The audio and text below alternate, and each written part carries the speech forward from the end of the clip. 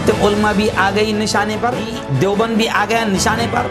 तो ये मुल्क में माहौल ख़राब कर रहे हैं। दो खबीसों ने, दो शैतानों ने हाथ में ला लिया। शैतान वसीम रिजवी के नाम से जाना जाते हैं। खबीस, बड़ा खबीस है, मरदूद है, मलऊन है, यति नरसिंहानंद स्वामी।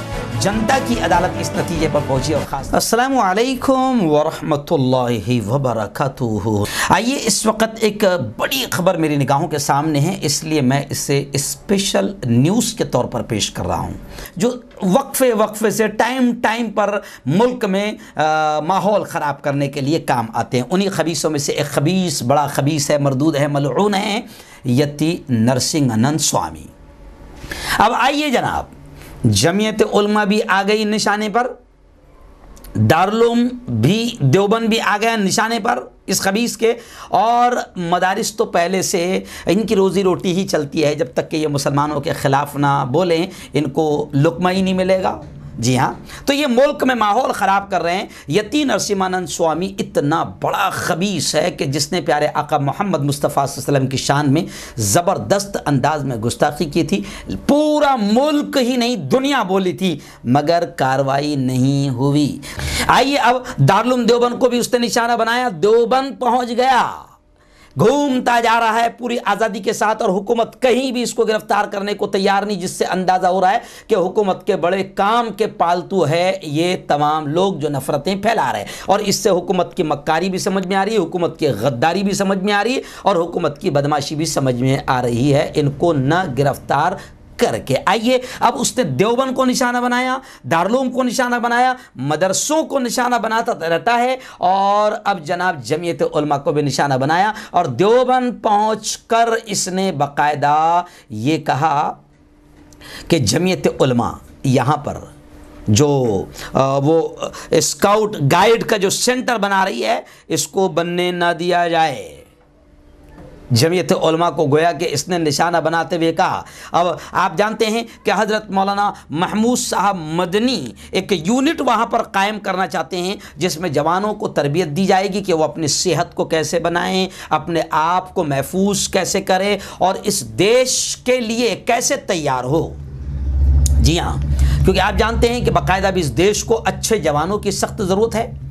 जी, तो अब जमीयत उलमा का जो सेंटर वहाँ पर कायम हो रहा था, उसको भी बाकायदा इसने चैलेंज किया, और दारुल देवबंद को भी इसने चैलेंज किया, जमीयत उलमा को भी चैलेंज किया। पूरी खबर इस तरीके से है कि डासना मंदिर का महंत लफ्ज़ कहना भी इसके लिए शर्म की बात है। नरसिंहानंद जो गिरी है या स्वामी हैं, वो देवबंद पहुंचकर उसने दारुल और मुल्क के मदारिस को निशाना बनाते हुए ये कहा कि बढ़ती हुई आबादी के लिए मदरसे जिम्मेदार हैं। जी हाँ, यानी जो आबादी बढ़ रही है उसका कहना है कि मदारिस से ये तालीम दी जा रही है, और आबादी बढ़ रही है, और मदारिस आबादी बढ़ाने का सबक पढ़ा रहे हैं, जिसका मकसद, और देखिए इनके पागलपन की या इनके गोबर दिमाग का अंदाज़ा भी आप लगा सकते हैं कि ये कह रहा है बेवकूफ़ कि ये मदारिस जो है आबादी बढ़ाने की तालीम दे रहे हैं, और उसका मकसद ये है कि मुल्क पर कब्ज़ा करके पूरी दुनिया को तबाह किया जाए। यानी आबादी बढ़ेगी तो मुल्क पर कब्ज़ा होगा। महंत ने यह भी कहा, मतलब महंत, खैर फिर मैं गलती से कह दिया, लफ्ज़ महंत की बेइज्जती है, इसके सामने महंत लगाना। उसने ये भी कहा कि मुसलमान अक्सरियती फ़िरक़े को मुसलमानों की और मदारिस की इस साजिश से होशियार और चौकन्ना रहना चाहिए। और उसने ये भी कहा कि देवबंद में ATS सेंटर जो योगी हुकूमत कायम कर रही है, वो काबिल तारीफ़ कदम है कि ATS का दफ्तर देवबंद में होना चाहिए। और दारुल देवबंद को निशाना बनाते हुए कहा कि जब तक दारुल और मदारिस को ख़त्म नहीं किया जाता, उस वक़्त तक इन ATS सेंटरों का कोई फ़ायदा नहीं होगा। दारुल और मदारिस को निशाना बनाते हुए कहा कि इनको ख़त्म करना ज़रूरी है। तो मैं स्वामी जी को यह कहना चाहता हूँ कि या तो तू निरा जाहिल है, या तो फिर जानते हुए भी तू नफ़रतों की रोटी, नफ़रत तो जब तक नहीं फैलाएगा तो तेरा पेट नहीं भरेगा, और शायद तुझे रोटी ही नहीं मिलेगी। दारुल देवबंद की हिस्ट्री ये देवबंद पहुँचा है, तो मैं उलमाए किराम से कहता हूँ कि खुद जाकर इसको पकड़ो, और इसको बताओ कि बेटा यही दारुल देवबंद है जिसकी वजह से तू आज मुल्क में आज़ादी से घूम रहा है और जहर उगलते फिर रहा है। यही दारुल देवबंद है कि जहां से मुजाहिदीन आज़ादी और आज़ादी के सिपाही तैयार हुए थे और पैदा हुए थे और जिन्होंने अंग्रेज़ों को यहां से भगाने का और मुल्क को आज़ाद करवाने का प्लान दारुल देवबंद में बना था। दारुल देवबंद मुल्क की आज़ादी के सिपाहियों का अड्डा है, मरकज है। तो पहले हमने काले गोरे अंग्रेजों को यहां से भगाया था और अब इस वक्त काले अंग्रेज तेरे जैसे जो मुल्क में नफरतें फैला रहे हैं और मुल्क में हिंदू मुसलमानों को बांट रहे हैं। तो यही दारुल देवबंद में आज़ादी का प्लान बना था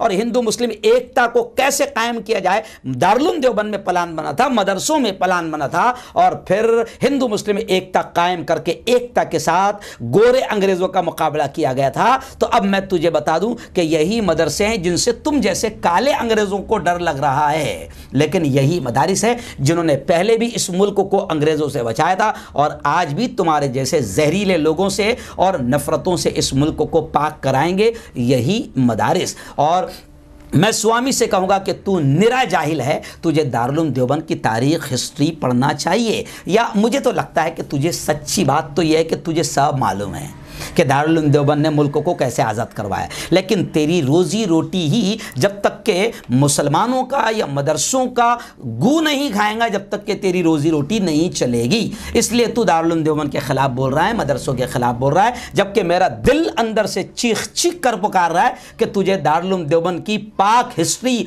और पवित्र हिस्ट्री मालूम है कि मुल्क पर एहसान है दारुल देवबंद का और मदरसों का, क्योंकि मुल्क को आज़ादी का प्लान और सबक पढ़ाने वाले यही दारुल देवबंद है और मदरसे हैं।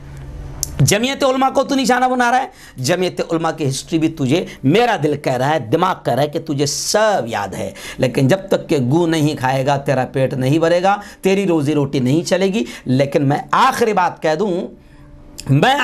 कह दूं कि इस मुल्क का हिंदू और मुस्लिम 80% अल्हम्दुलिल्लाह बहुत अच्छा है, बहुत अच्छा है। अभी अगर तुमको ऐसा लग रहा होगा कि अपने अब्बा की हुकूमत है, हमको गिरफ्तार भी नहीं किया जा रहा है, हम जहर उगलते फिर रहे हैं, मुल्क में गंदगी फैलाते फिर रहे हैं, हमको गिरफ्तार भी नहीं किया जा रहा है, तो कोई टेंशन की बात नहीं है, कोई टेंशन की बात नहीं। घूम जितना जहर और नफरतें फैलाता है, मेरे मुल्क के अच्छे हिंदुओं पर हमको यकीन है, मुल्क के जैन बौद्ध तमाम लोगों पर हमको यकीन है, मुसलमानों पर हमको यकीन है कि अभी भी मुल्क में 80% अच्छे लोग मौजूद हैं।